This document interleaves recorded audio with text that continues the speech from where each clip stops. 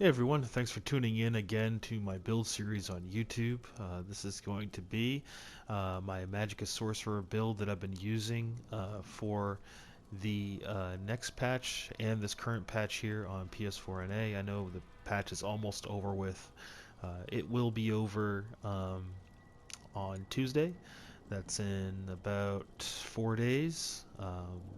But I am going to showcase the build I'm going to be running after the patch, and also in Imperial City and Battlegrounds. I'll showcase the build I'll be running there as well, because proc sets will be allowed in Imperial City and Battlegrounds.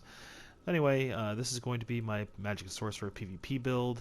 It is a kind of like a repost of one of my favorite Magic Sorcerer PvPers out there.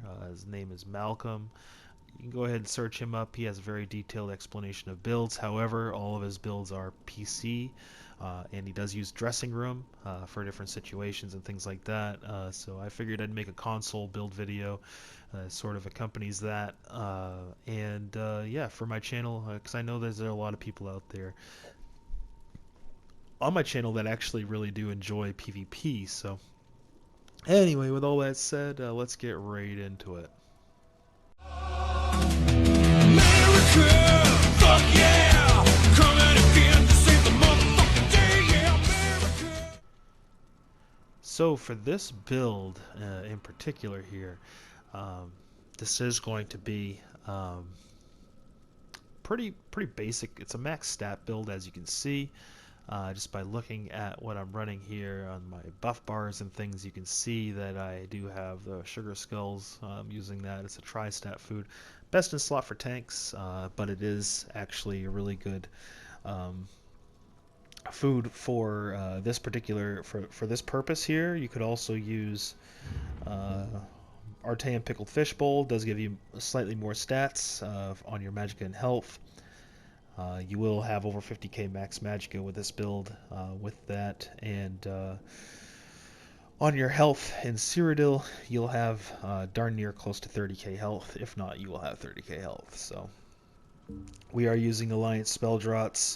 This is optional. You can use the Colovian War Tort to help you out leveling up and things like that. But yeah, so let's just check it out. Let's check out the stats real quick before we get into everything else. Buffed. So this is fully buffed here. Let's take a look. So Magicka and health recovery are the same, which is pretty nice. Stamina recovery is okay. It's not the best. Could be better, but for all intents and purposes, this is where it's at right now. You could swap to recovery food if you wanted to. You would have less stats though, less health, less Magicka. You'd have more recovery though in place of that. So that's really on you. That's your decision. You can do that if you would like to. I don't, however. Really close to 50k max Magicka. Where in Cyrodiil we're sitting at about 26 to 27k maximum health, and then our stamina pool is right around 20k, which is really nice. Let's see, fully buffed. We're looking at almost 20k resistances, which is great. That is definitely helpful. So let's get into our skills that we're running here. On the front bar, it's going to be our spammable is Elemental Weapon. Because it deals Magicka damage, and then it also applies all three. Oh no, it applies one of the three: the burning, concussion, or chilled elemental status effect, which is great. And then if you don't, if you mess up or don't hit a light attack, and you don't use it, then you get a little bit of Magicka back that you used, about half. So pretty nice, pretty nice. And then our second skill, this is what we're gonna be opening a fight with. Typically, will be Haunting Curse. It's like damage over time almost. It does take about, I think it's like 4 seconds to proc the first one, or maybe a little bit longer. But yeah, and then there's a second one that pops too, and it hits really hard. So if you weave this in with your elemental weapon, Haunting Curse is really nice. And then Crystal Frags, we only use this on the proc because it does more damage when you use it on the proc. You can read the tooltip yourself. It does 66% more damage and costs 50% less magicka if you use it on the proc. So we don't hardcast this. You can hardcast if you want. I don't recommend it. Also on the front bar we have Streak. This is our get the fuck away from me or stun, basically. So you can go ahead and stun someone when you're opening up. Basically, it's part of your combo. Haunting Curse, um, Streak, spam on them. Hopefully a Crystal Frag procs. And then, your Execute Endless Fury. This is great. You can apply this before. Um, you can apply this before you start your combo. So Haunting Curse, Endless Fury, spammable, hopefully a Crystal Frag. Stun them, and then boom, they're usually dead. And this is great.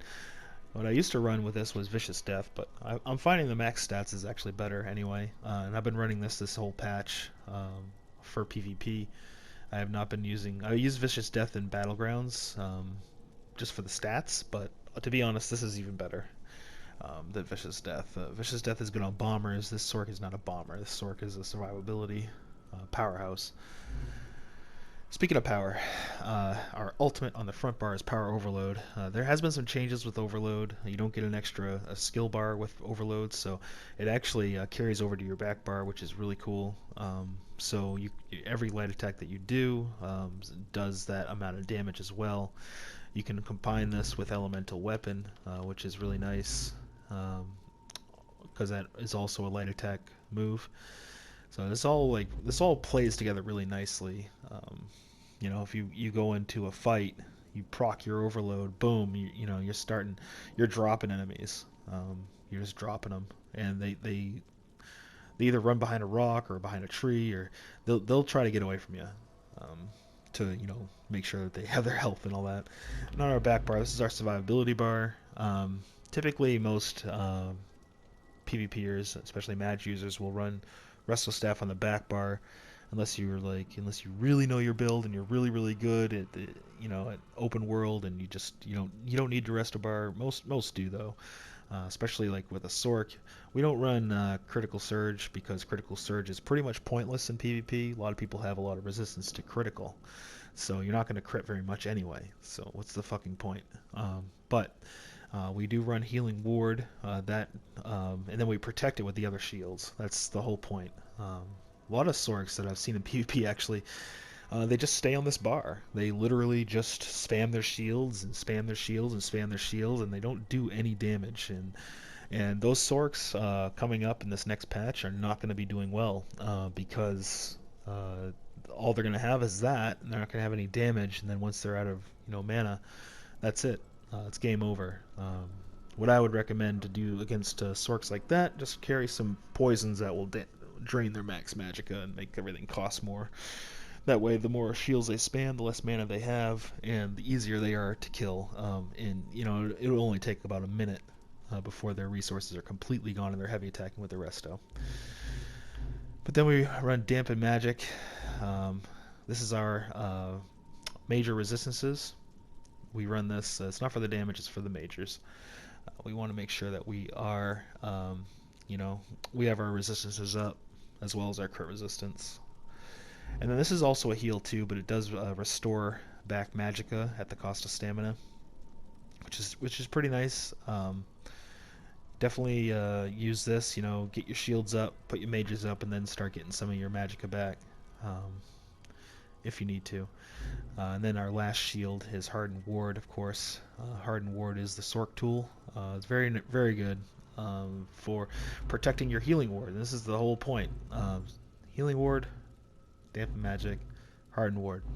It all protects your Healing Ward while it heals you, and then you have time to get a little bit of resources back. Temporal Guard, while slotted you gain minor protection, reducing your damage taken by 5%. So it all works really nicely together, plays very well. And it's just good for open world stuff. When you're a Sorc and you're in the open world, you are you're a force to be reckoned with, and people know that, so they will focus you. Just be aware and be ready to streak out of there if you need to.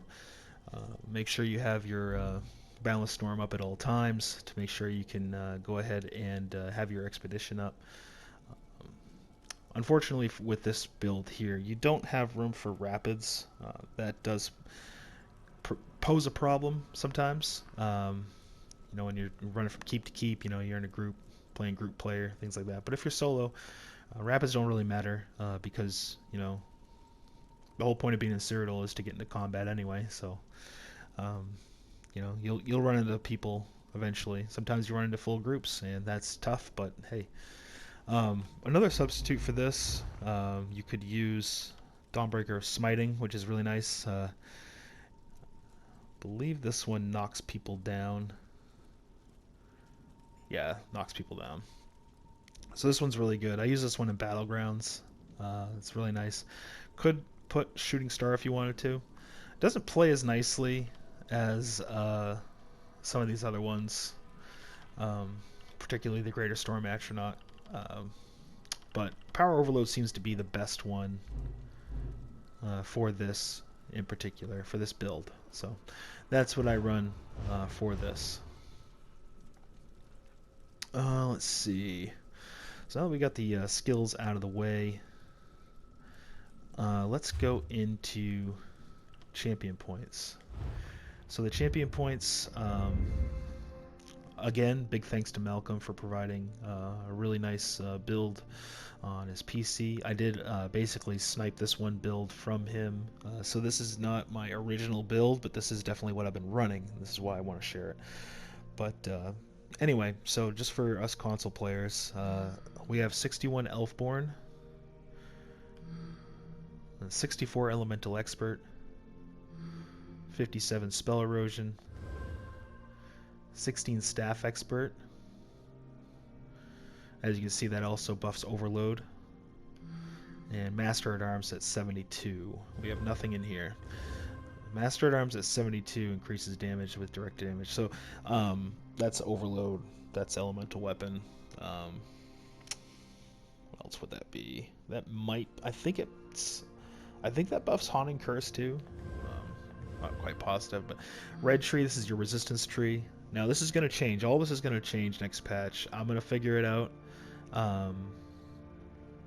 for that, for the CP for next patch. But for now, on live on PS4, this is the CP. So it's 56 Ironclad, 54 Resistant,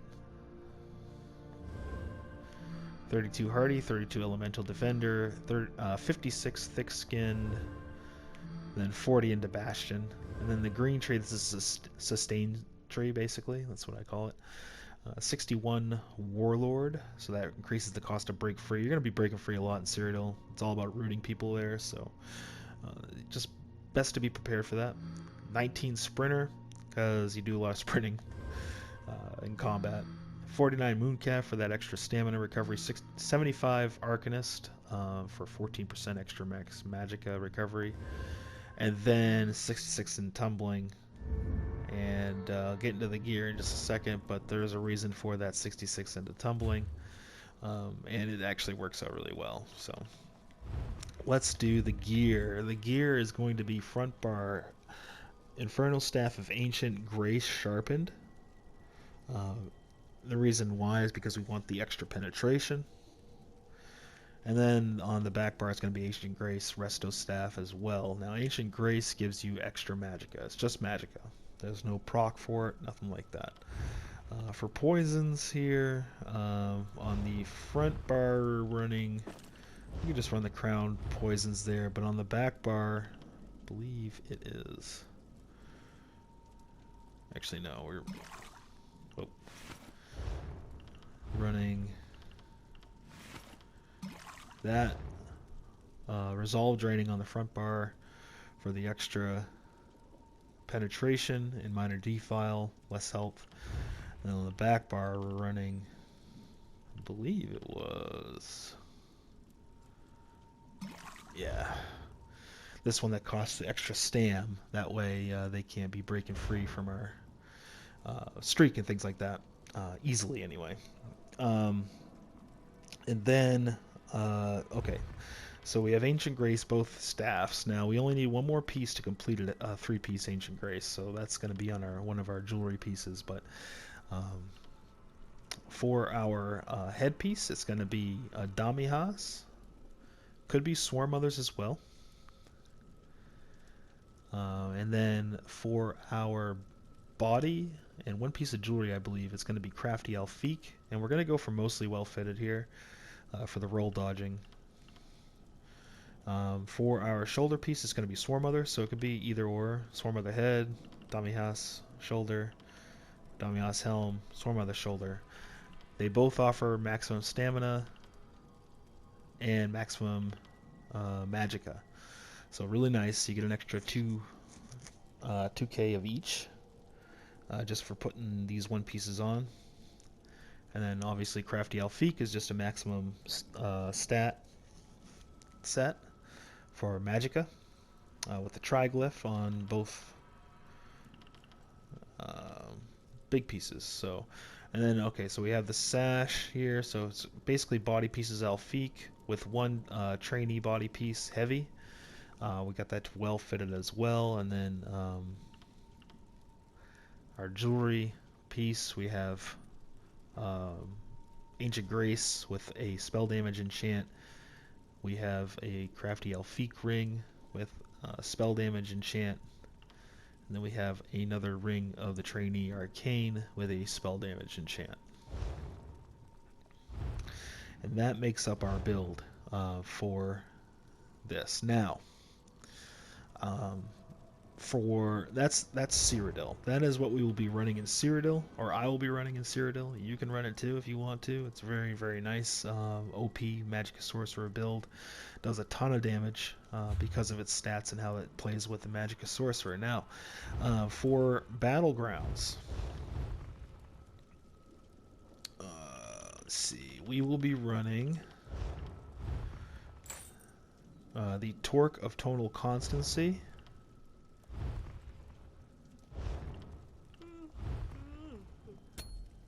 A Ring of Ancient Grace, Ring of the Trainee, and then here we will be running Epaulets.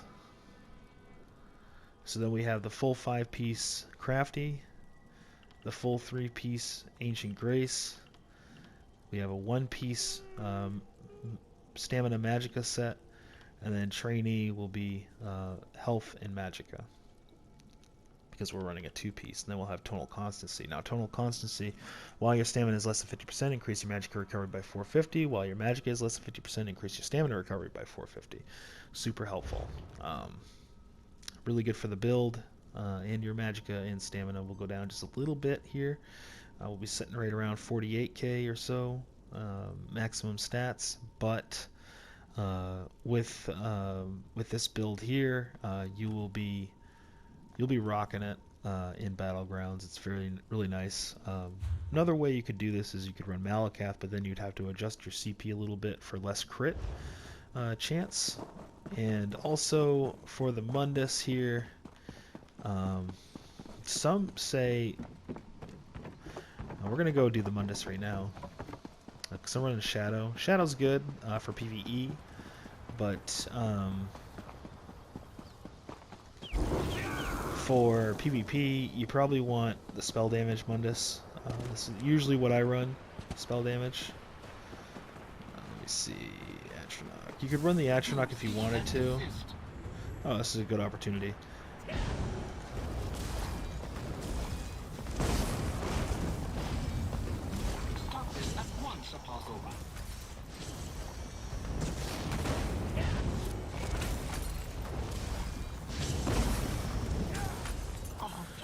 Alright, so anyway, you can use I like using the Apprentice Mundus for PvP.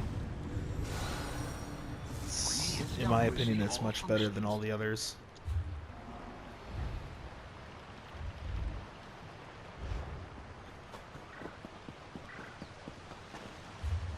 Let's see, so that would bring your spell damage up to 3k or so, which in my opinion is really good. You could also run the Atronach Mundus. This Mundus right here gives you, as you probably guess, lots of magicka recovery. It's definitely something you could do as well. So that's really on you, but with the Ring of Tonal Constancy, You don't really need that recovery. That's why I go with the Apprentice.